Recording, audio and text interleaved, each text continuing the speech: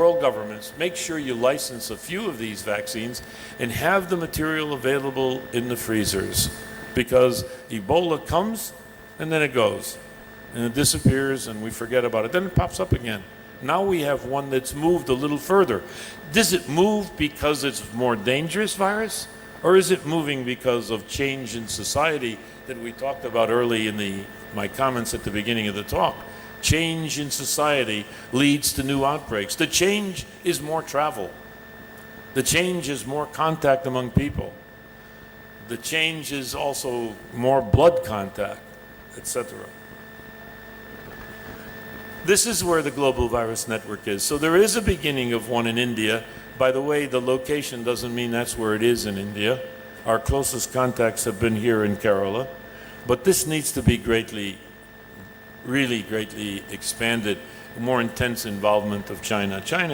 In India. India is essential to the global virus network. You're essential because of the size of the population. You're essential because of the number of virus threats you face. And you're essential because of the great talent in this country. We need you. Now, not everybody can come into the global virus network. This is not just let's try to have dots all over the world. It demands that there be expertise in at least 2 viruses by at least 2 groups joined together. When you don't have sufficient expertise, we have what are called affiliates. For example, some of the small islands in the Caribbean have some expertise, but they're not quite big enough. So some of those islands are affiliates of our institute. But another example, Estonia, the country, it's a GVN affiliate of the Karolinska Institute of Stockholm, Sweden. So things can work out if there's a desire and dedication to this, even if the people are not sufficiently advanced at the moment. Now I'm going to show you a snapshot. GVN began in 2011 with the meeting in the Italian embassy. So it's only 3 years old. And in fact, the first year was nothing. So it's really only 2 years old. We have regional meetings, but we have total GVN network meetings. The network total meetings have been first in Washington, D.C., as I said, at the Italian Embassy, in Dublin, Ireland, in Naples, Italy, in Baltimore, Maryland, Munich, Germany, Moscow, and the next one will be May 2015 in Beijing. There have been regional meetings that were special, viruses and cancer in Italy, a special meeting on some hemorrhagic viruses in Estonia in 2014, Scandinavian Baltic regional meeting. There have been also a number of other kind of things that I'll return to called workshops and training of young individuals. But let me turn to some specific viruses now. Ebola, why now? Well, why not now? It's been with us a long time. It's supposedly in the reservoir known as fruit bats. Humans have contacts with these bats periodically. We can't determine precisely why and when they jump into humans, but this has happened over and over and over again. What do we really know as how it's transmitted? We really know only that it requires some biological fluid from the infected individual. The problem with Ebola is that the virus stays around. If I have Ebola and I put my finger to my mouth and touch the podium, the next speaker, if he touches this podium, is going to get Ebola. The problem is this virus stays active for a day or 2 or 3 at room temperature or more. So it can become epidemic even when you say, well, I didn't get that close to that person, but you touched something and you put your finger in your mouth or your eyes or whatever. We don't know enough to say exactly. It is said to be similar to HIV and AIDS. It is said, Dr. Chan of WHO said Ebola is the worst epidemic in modern times. I certainly do not agree with that statement. It's similar to HIV and AIDS, only that they both came out of Africa. It's similar to HIV and AIDS, only that it kills a lot of people. But it's a very different kind of virus, very different kind of problem. HIV is not going to go away. Ebola will fizzle out very likely again. My prediction, my guess would be we can think next summer maybe this strain of Ebola won't be around. But that doesn't mean the problem is over, because it can come back again, and you don't know when it's going to strike. So I think I said enough about that. Here are the number of cases of Ebola right now. you can see that it's a significant number compared to past Ebola outbreaks. And look at the United States, we already have 4 infected people. But I am not pessimistic. I don't think this epidemic is going to run completely wild. Nigeria, you can see 20 cases. The Institute of Human Virology, the institute I direct, has a Nigerian-related center. That center was very important in the Ebola outbreak in Nigeria. It's a positive spin-off from President Bush's PEPFAR programs to help Africa with HIV and AIDS. They used it now for helping with Ebola. And the problem for Nigeria appears now to be over. Look at the bottom and look at the years. I don't know if you can see this slide, but it points out that in 1976 there was a big outbreak, but by 77, 78, 79 it was gone. But look again, then 95 an outbreak, then nothing, 2000 an outbreak, 2007 a very significant outbreak, and now in 2014. So it can be taken care of, it can fizzle out. Why? Because people see somebody with Ebola seriously infected right away. Not true with HIV, it takes years for the disease to develop, so you don't know you're being infected by someone. So there are huge differences, the type of virus, the way the disease occurs. But generally speaking, when we see a person with Ebola, we tend to go far away. So the disease tends to be restricted and then burn out. The problem for Ebola is mainly infrastructure, public health, education, not a scientific problem so much. In the GVN, we have the following experts working on it. This is not limited to these people. The European Society of Virology is now joining the Global Virus Network. The European Society of Virology will add another 1 or 2 experts to this list. Some of these people, you have seen their names in the newspapers for commenting on Ebola. All of them are part of the Global Virus Network. So if next week, God forbid, there should be the beginning of an epidemic here, if you pressed the telephone button and you called, we could put you in contact with 6, 7, 8 world experts on Ebola, just like that. And we could send somebody here, just like that.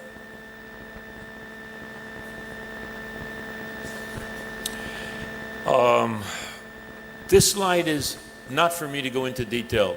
It's only for me to show you that there are vaccines for Ebola. One keeps reading in the newspaper and comments from public health officials that we should have had a vaccine available. We do have vaccines available, and they're good. It's just that they were not licensed. So now they're rushing forward to get them licensed and to become available. So what is GVN doing with Ebola? Well, I told you we have 6, 7, now 8 experts. We provide credible information to journalists. We've had what's called a webinar on September 12th. We've had frank talk with direct access to the leading scientists, background interviews prepared for reporters. We give updates and opinions on Ebola on the GVN website and other outlets. And we are in the process of seeking funding to provide grants to international teams to support training programs in Ebola. We have also, from our institute, had 1 volunteer to go to Liberia. She may be there now. Okay. Now let's jump to another topic. This is the WHO Director General Margaret Chan, and she talked about MERS, and she said it's not a problem for a single affected country. It can keep to itself or manage all by itself.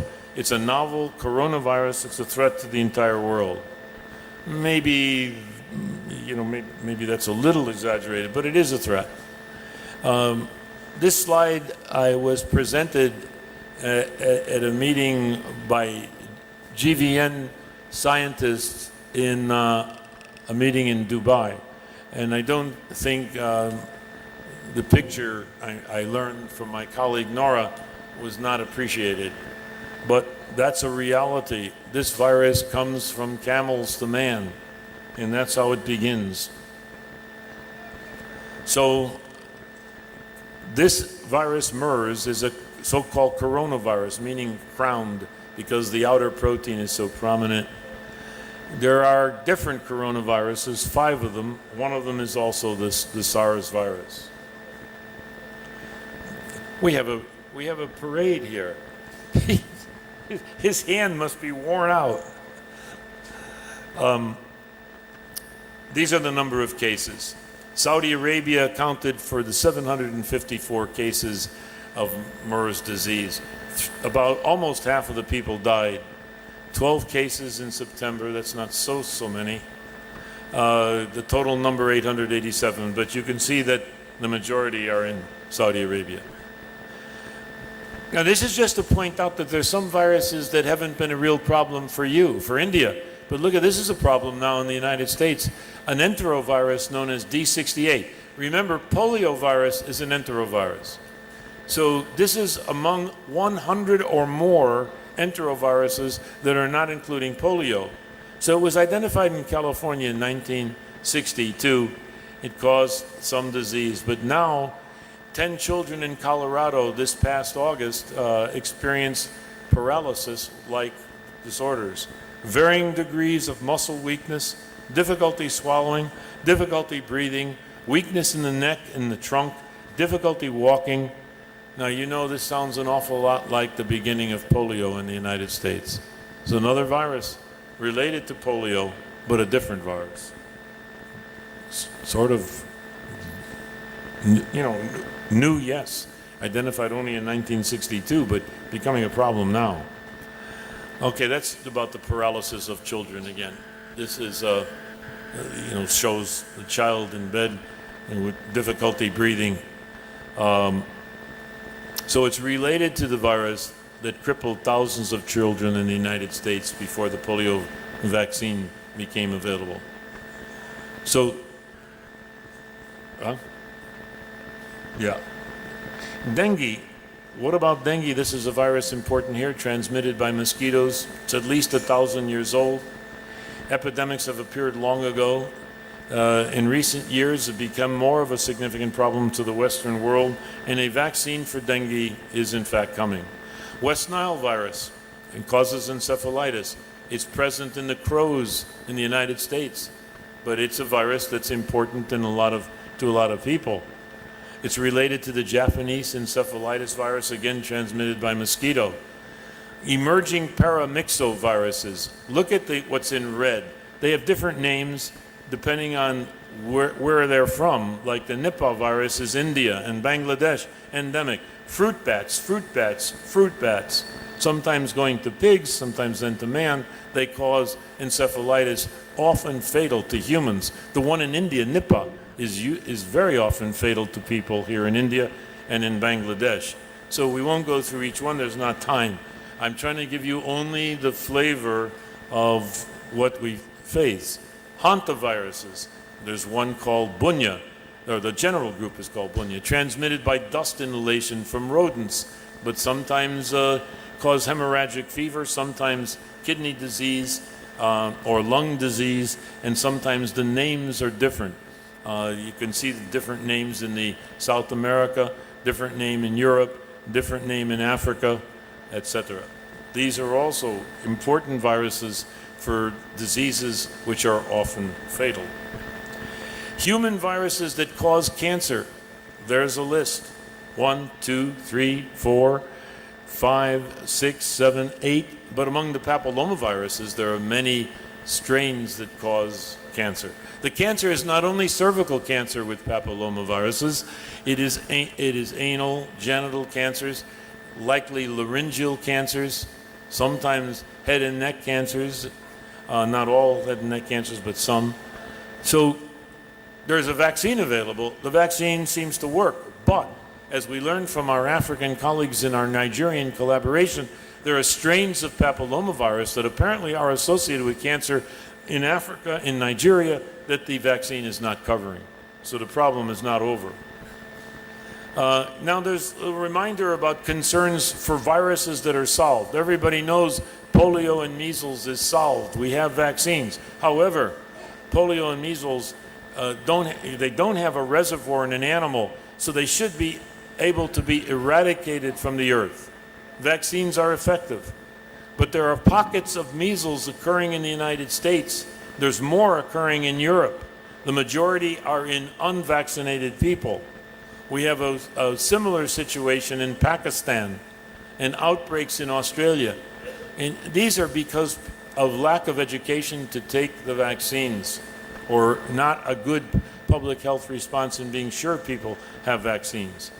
Polio outbreaks are occurring now in Somalia, Pakistan, and Syria, where vaccination has been prevented because often of false rumors. Now, Pakistan is not so far away from you, so if you decline your vaccinations in India significantly, you're going to have a problem with polio in the future. Chikungunya virus, look what it says, the summary of chikungunya, from Africa to India to the Caribbean to another great part of the world. Chikungunya is a problem I understand in Kerala. It's transmitted again by mosquitoes, causes arthritis and a lot of fatigue, can give lifelong incapacitating joint pain and fatigue. You have a serious problem in India with chikungunya virus. Right now, I don't know of any therapy or vaccine for it. Well, I want to just tell you it's now all over the Caribbean. It threatens to overwhelm clinics in the Caribbean. It was not in the Caribbean 10 or 20 years ago. It's in the United States, in the South, in Florida, and in Texas. Kenya, Italy, France, India, major outbreaks. The GVN had a task force on April 7th on World Health Day on chikungunya. But where was India? Professor Pillai, look at this slide. Chikungunya, you told me, is important, so did everybody else here in Kerala. The countries represented at the GVS task force meeting on chikungunya were the United States, the UK, Thailand, South Africa, Ireland, the little island of Grenada, Estonia, France, and Sweden. No India. So we want to identify with this workshop research gaps, potentials for funding for teams of scientists, new diagnostics, vaccine research for chikungunya, etc. So there is a task force in the GVN on chikungunya. These are the priorities. Again, this is overlapping. So they had a meeting in New Orleans on November 5 about this. We have a task force on the leukemia virus, HTLV, likely not a virus important for here, so I won't spend time to that. We have an exchange program for students to come to train at the virology labs of their choice in the Global Virus Network. This is ongoing. We have exchanges going on currently. You have some of them there. UTMB is the University of Texas in Galveston, where they handle the world's most dangerous viruses. They are a significant part of the Global Virus Network. This is a short course in virology that was held in Baltimore last summer. The man at the top is one of the greatest virologists in America, Barry Beatty, and these are students that mainly came from Africa.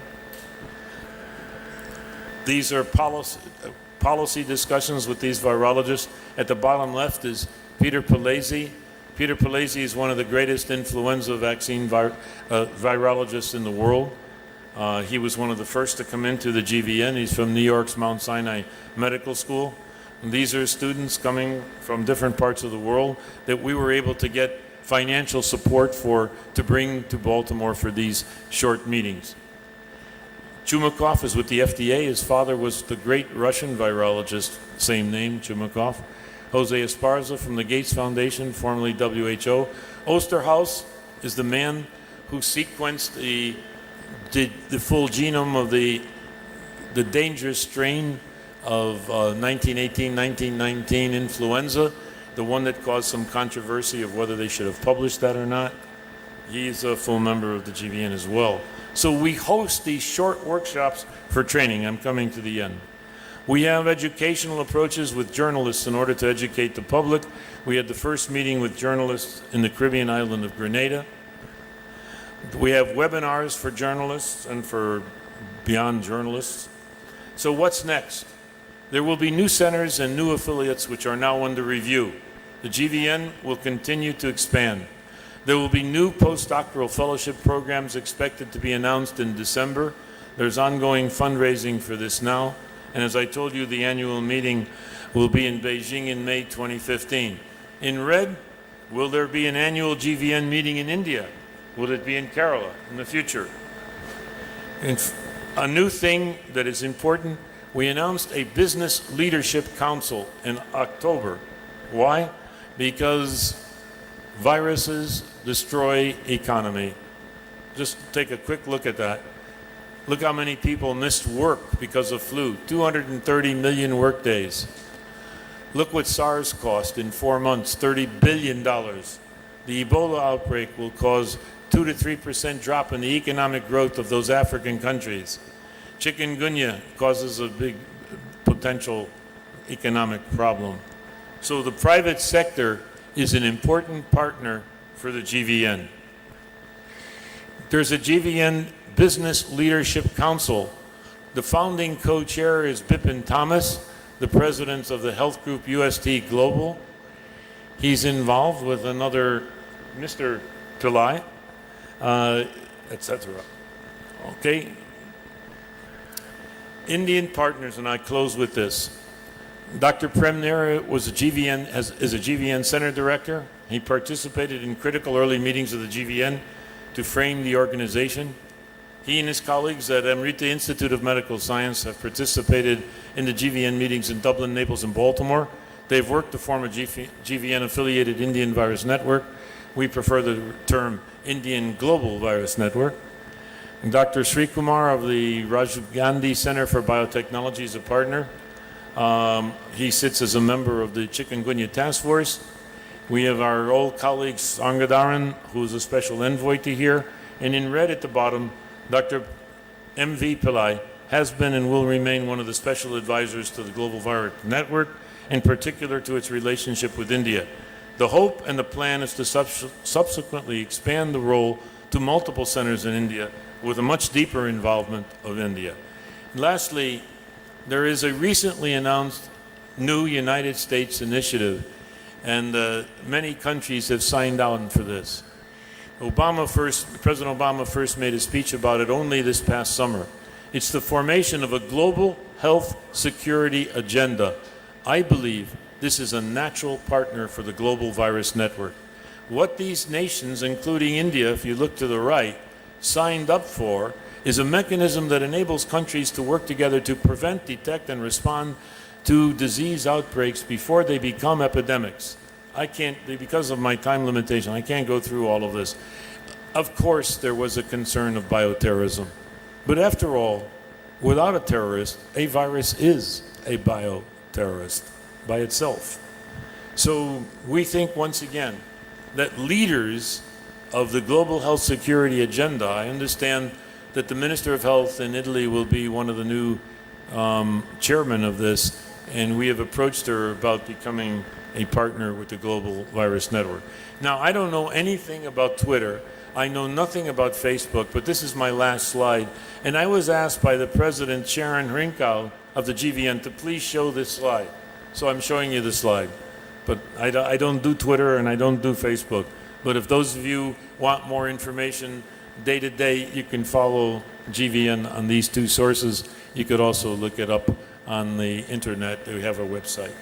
So thank you for your time and attention. Okay.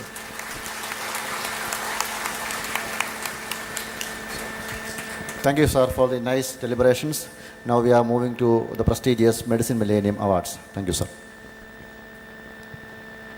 A very hearty good morning, ladies and gentlemen, and a warm welcome to Medicine Millennium India International Award Ceremony.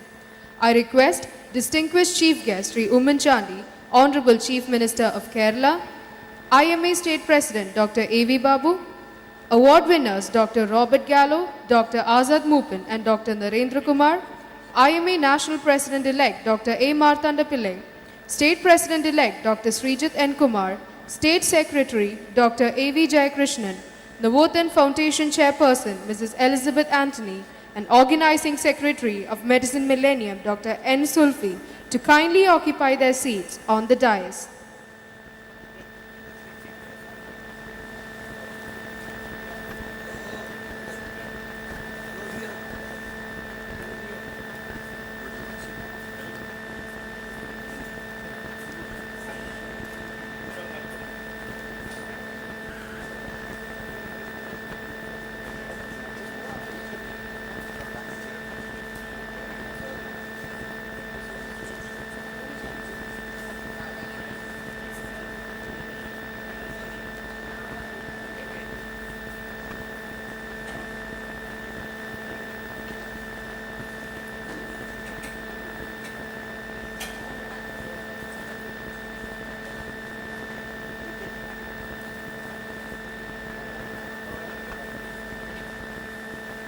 Let us start the meeting with a prayer song by Kalyani Biswas.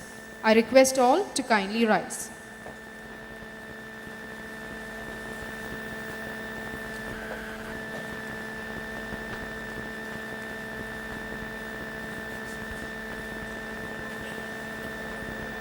शङ्खं चक्रवराभयं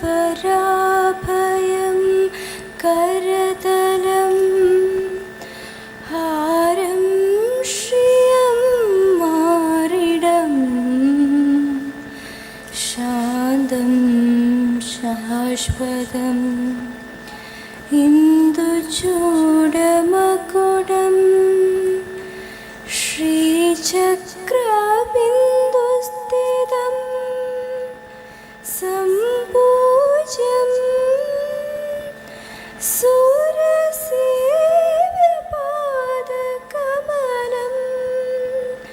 विद्युल्जनाराधितं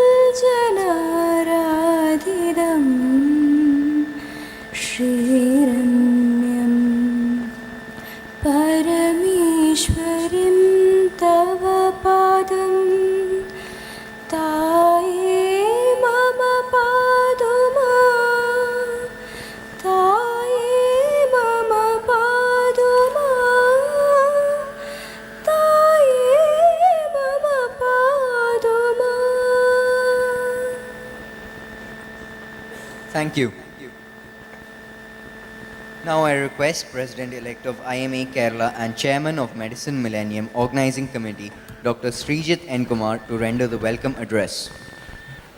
Most respected Chief Minister of Kerala, Sri Umanchandi, distinguished President of Indian Medical Association, Dr. A.V. Babu, distinguished award winners, Dr. Robert Gallo, Dr. Azad Moopen, Dr. Narendra Kumar, Dr. M.V. Pillai, Srimati Elizabeth Anthony, Padma Shri Dr. A. Marthanda Pillai, Dr. A.V. Jayakrishnan, the State Secretary, and Dr. N. Sulfi, the Organizing Secretary of Medicine Millennium, distinguished personalities, and my dear friends. It's a very proud moment for Indian Medical Association, especially the Organizing Committee of the Medicine Millennium, to honor some of the greatest men in the world in the field of medicine and global health with the Medicine Millennium India International Awards. As you can notice, Dr. Robert Gallo, Dr. Azad Moopen, and Dr. Narendra Kumar are all working in their fields abroad, but with a focus on the whole globe. In fact, Dr. Robert Gallo is chairman of the Global Virology Network, which he was talking about, and he's so passionate of not controlling just one virus, but all virus, not just in United States or America, but in the whole globe. That was his passion, that today morning, 6 o'clock, he got up. We must notice that it's actually late night for US. He got up to meet the Chief Minister. We actually was scheduled for a 5-minute meeting, but the Chief Minister of Kerala, as you all know, he will go ahead with any program or project for public interest. And the moment he heard about viruses and we are going to form a network to tackle virus, he spent nearly 30 to 40 minutes of his time in the morning to discuss with Dr. Robert Gallo how the viruses can be contained, especially in our country. So it's a very, very proud moment for the Medicine Millennium Organizing Committee to award the India International Award to these dignitaries. And then we have another very important function. Indian Medical Association next year is going to take up a huge campaign called the Citizens Health Empowerment Campaign Kerala.